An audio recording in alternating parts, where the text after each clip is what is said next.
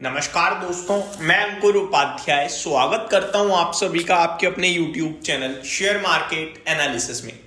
ऊपर से पूरा बाजार करेक्ट हुआ है, सब गिरा है, नो डाउट। मैक्सिमम 90% स्टॉक्स टूटे हैं, कुछ ज्यादा टूटे हैं, कुछ कम टूटे हैं। लेकिन पता है परेशानी कहां पे है? परेशानी वहां पे है जिनके स्टॉक्स में ऐसा लगता है कि भैया वापस से मेरा भाव आएगा, नहीं आएगा, आएगा तो कब तक आएगा। कुछ कंफर्मेशन टाइप नहीं आ रहा, कॉन्फिडेंस नहीं है कि दम से कह सको अरे मेरे पास तो ये है, टेंशन फ्री सोऊंगा मैं। वहीं कुछ स्टॉक्स ऐसे हैं जो करेक्ट हुए हैं, बट इन्वेस्टर कह रहे हैं अरे खरीद लो भैया, ये भी मौका ही है, वापस आ ही जाएगी, तो कंपनी कमाल की है ना।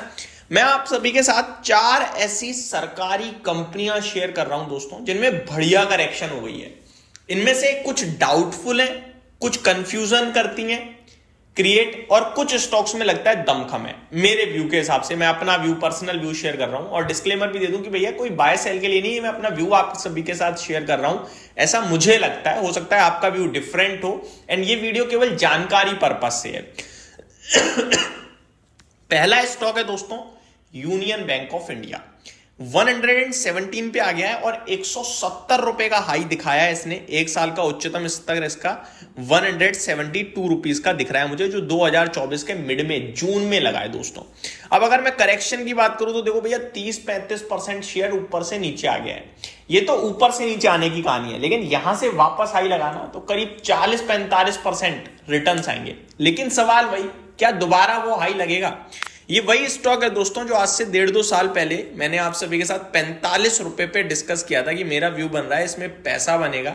लेकिन मैंने कोई 200 रुपए के लिए डिस्कस नहीं करा था, मैंने आपके साथ डिस्कस किया था 75 रुपए के लिए। स्टॉक चला गया 170, इनफैक्ट 115 पे आने का तो मुझे ऐसा लग रहा था ये क्यों भाग रहा है। फिर 120-22 पे मैंने आपके साथ डिस्कस भी किया था कि अब टेक्निकल टर्म्स पे उठाएंगे, फिर 150 रुपए करीब प्रॉफिट बुक किया। अभी 118 रुपए पे यूनियन बैंक ऑफ इंडिया एक कमाल की बैंक है। सरकारी बैंकों की बात करूं तो इसका मार्केट कैप 1 लाख करोड़ के काफी ऊपर चला गया था, अभी वापस से नीचे आ गया है, 90,000 करोड़ का है। इसकी बुक वैल्यू पर शेयर है 128 रुपीज की, और करंट भाव है 118 का, यानी बुक वैल्यू के भी नीचे आकर खड़ा हो गया है ये। अब ऐसा नहीं है पहली बार ऐसा हुआ है। इस कंपनी का शेयर जब 45 रुपए पे मैंने डिस्कस किया था ना, तब 70 रुपए की बुक वैल्यू थी, करीब 0.6 टाइम्स की बुक वैल्यू पर ट्रेड करता था। अभी वापस से बुक वैल्यू के नीचे जरूर फिसला है, बट ऐसा नहीं है कि पहले कभी बुक वैल्यू के नीचे नहीं फिसला इस शेयर। अभी 0.92 टाइम्स की बुक वैल्यू पे ट्रेड कर रहा है। इतना जरूर है कि सरकारी स्टॉक्स में, सरकारी बैंक्स में तेजी लौटी तो ये स्टॉक यहां से 20% तो प्यार से चल सकता है, लेकिन कब लौटेगी और उससे पहले कितना गिर जाएगा ये अपने आप में सवाल है। लेकिन यूनियन बैंक के शेयर धारकों से मैं ये कहना चाहूंगा कि कमाल की बैंक है। 15,000 करोड़ का बीते 12 महीने में प्रॉफिट बनाया इस बैंक ने। 90,000 करोड़ के मार्केट कैप पे बैंक मिल रही है, खराब नहीं है। आप चैन की नींद सोइए कि मेरे पास यूनियन बैंक है, मेरा पैसा बन जाएगा, और अपने पैसे को टाइम टू टाइम इसमें इन्वेस्ट कीजिए, एक्यूमुलेट कीजिए एसआईपी के रूप में। अच्छा आपका भाव मिल रहा है, अभी थोड़ा और गिरे और एवरेज करने की कोशिश करो। इस कंपनी का मार्केट कैप 1,00,000-1,25,00,000 करोड़ तो इजीली बनता है, यानी कि यहां से 20-25% की अपसाइड तो मैं डेफिनेटली कह सकता हूं कि मिलनी चाहिए कंपनी की परफॉर्मेंस पे।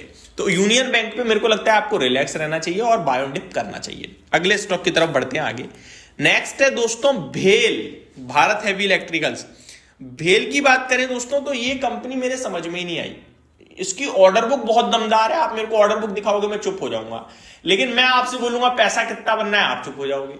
कंपनी ऑर्डर्स जीत लेती है, लोअर बिडर बन जाती है, लेकिन कंपनी की बुक में प्रॉफिट नहीं आ पा रहे, मार्जिन्स नहीं बनते, और इसको लेकर न केवल आम इन्वेस्टर परेशान है, ब्रोकरेज हाउसेस में भी कंपटीशन रहता है। एक तरफ एक ब्रोकरेज हाउस कहती है कि भैया प्रॉफिट बनेगा वापस से, बेहतरीन कंपनी है, बड़ा स्कोप दिखता है आगे, भेल में खरीदो, 300, 350, 325 के टारगेट्स। वहीं दूसरी तरफ कोई ब्रोकरेज हाउस है जो कहती है कि भैया कंपनी ऑर्डर्स तो ले लेती है, प्रॉफिट बनाती नहीं है, ऑर्डर्स लोअर बिडर बन जाएगी, सस्ती सस्ती बिड बना के, प्रॉफिट कहां से आएगा कोई पूछो तो सही।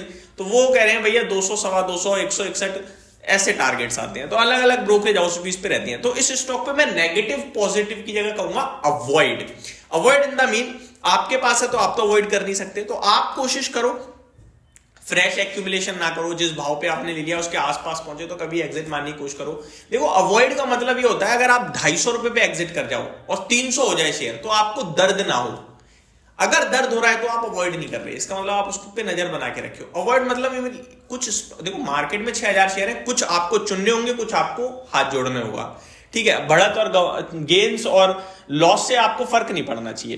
तो मेरे को लगता है ये इतना कंफ्यूजन क्रिएट करती है तो इसको हमें अवॉइड करना चाहिए। और उसी इस प्रकार इसका चार्ट भी रहा है, लगभग 2014 से टूट रहा है शेयर आपके लिए, ठीक है जी। इनफैक्ट 2014 के मैं अगर 2010 दूं 325 रुपए का भाव था, गिरकर 60 रुपए 35 रुपए रह गया, अब वापस 300 350 हुआ, अभी वापस 225 हो गया। तो इतनी वॉलेटिलिटी को बर्दाश्त करने की दम नहीं है हमारे अंदर, अवॉइड, ठीक है जी।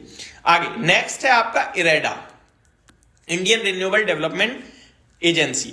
अब इरेडा की बात करें 196 है, कमाल कंपनी भैया, रिन्यूएबल को फाइनेंस करने का काम करती है, रिन्यूएबल्स पे आगे बड़ा फोकस है सरकार का, कंपनी अपने आप को बढ़ाना चाहती है। इस कंपनी के 2030 तक के बहुत बड़े बड़े टारगेट्स हैं, तो मेरे को लगता है ये बाय ऑन डिप स्टॉक है। और 200 रुपए से, मैं 190 रुपए से मैं तो कह ही रहा हूं ये लेने का भाव बनता है। 196 है, जब 280 था तब से मैं कह रहा हूं 190 पे लेना है, आ गया 190। अब सोचने का समय नहीं है, अब एक्शन का समय। थोड़ा लो, फिर 170 पे थोड़ा और लो, फिर थोड़ा और नीचे आए थोड़ा और लो, एक साथ मत भर लेना। तो ये आपके लिए व्यू बन रहा है। नेक्स्ट स्टॉक है दोस्तों एनएचपीसी। एनएचपीसी की बात करें 80 रुपए का प्राइस हो चुका है इस कंपनी का, 80,000 करोड़ का मार्केट कैप है इस कंपनी का, एनएचपीसी का। नो डाउट एक इंफ्रा से जुड़ी हुई अच्छा प्ले है, मिनी रत्न कंपनी, बढ़िया कंपनी है।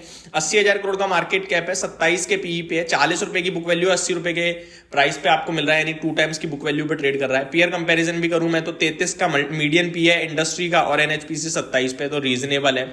सेल्स की बात करूं तो ठीक हो रही है, 3,000 करोड़ की लास्ट क्वार्टर में सेल करी है, 10,000 करोड़ की टोटल 12 महीने की सेल है, 3,500 करोड़ का प्रॉफिट है।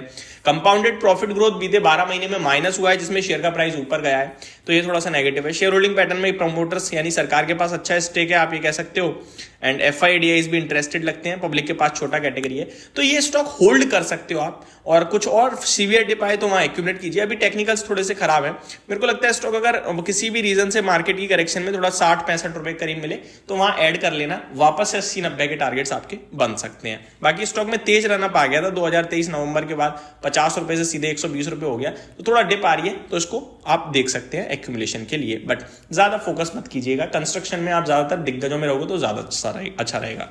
ये मेरी तरफ से जानकारी थी, उम्मीद करता हूं वीडियो पसंद आई होगी। Thank you so much for watching this video, have a great day guys.